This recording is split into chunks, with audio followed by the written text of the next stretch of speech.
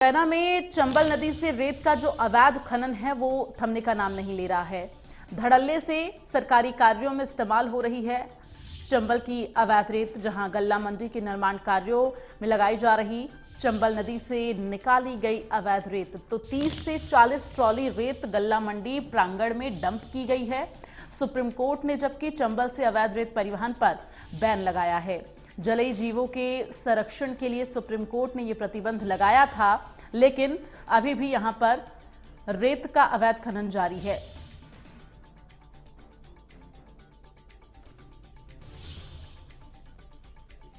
तो चंबल नदी में पल रहे जलीय जीवों के जीवन पर ऐसे में संकट मंडरा रहा है। प्रशासनिक अधिकारी सरेआम सुप्रीम कोर्ट के आदेशों की धज्जियां उड़ा रहे हैं। मुरैना जिला प्रशासन के संरक्षण में सरेआम सरकारी कामों में चंबल का अवैध रेत लगाया जा रहा है। राजनीतिक लोगों के डर से ठेकेदारों पर प्रशासन के द्वारा फिलहाल कोई कार्रवाई नहीं हो रही है।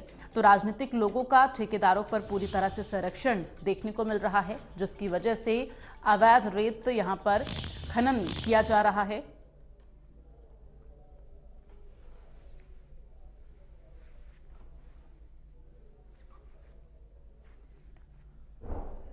तो मुरैना में अवैध खनन का खेल जो है वो लगातार जारी है, जहां 30 से 40 ट्राली रेत गल्ला मंडी प्रांगण में डंप की गई है। ज्यादा जानकारी के लिए रुक करेंगे, संवाददाता विनोद हमारे साथ इस वक्त फोन लाइन पर जुड़ गए हैं।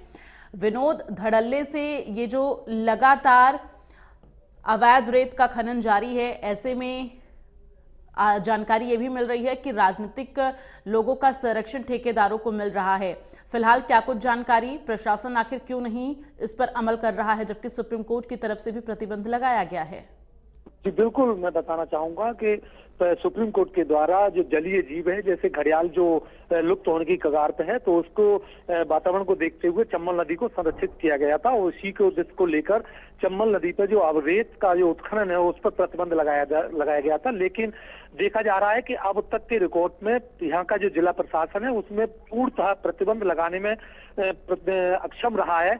और देखा जा रहा है कि लगातार जो मुरैना में जो जो गल्ला मंडी बनाई जा रही है उसमें धड़ल्ले से उसमें धड़ल्ले से जो चंबल का रेत है वो लगाया जा रहा है। और जितने भी नगर निगम के कार्य हों या पंचायतों के कार्य हों, उनमें सभी में यहाँ पर जो चंबल का रेत लगाया जाता है और उनकी जो रॉयल्टी है वो सिंध नदी की दिखाकर और जो पेमेंट ले लिया जाता है। लेकिन जब प्रशासनिक अधिकारी कार्रवाई करने के लिए जाते हैं तो उन पर राजनीतिक दबाव बनाया जाता है, जिसकी वजह से प्रशासनिक अधिकारी उससे मुंह मोड़ लेते हैं। और देखा भी जाता है कि जब बाइट करने के लिए जाते हैं तो बाइट नहीं देते और गोलमोल जवाब देते हैं।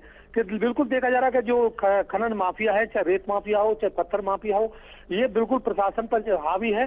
और क्योंकि यहाँ के जो राजनीतिक लोग हैं, जो यहाँ के जो अधिकारियों पर दबाव बनाते हैं, जिसकी वजह से जो खनन माफिया हैं जो इन पर हावी हो, इसी वजह से मुरैना में कई लोगों की जान तक चली गई है। चाहे वो एसपी हो, पहले एक आईएएस अधिकारी की भी जान गई थी, कई पुलिस कर्मियों की जान गई और कई जो आम लोग हैं, जो जनता है, उनकी जान चली गई। लेकिन इस पर यहाँ की मध्य प्रदेश की सरकार बिल्कुल ध्यान नहीं दे। आज दौरा भी था मैं सीएम का मुरैना में चंबल घड़ियाल छोड़ने को, लेकिन अभी कैंसिल कर दिया गया।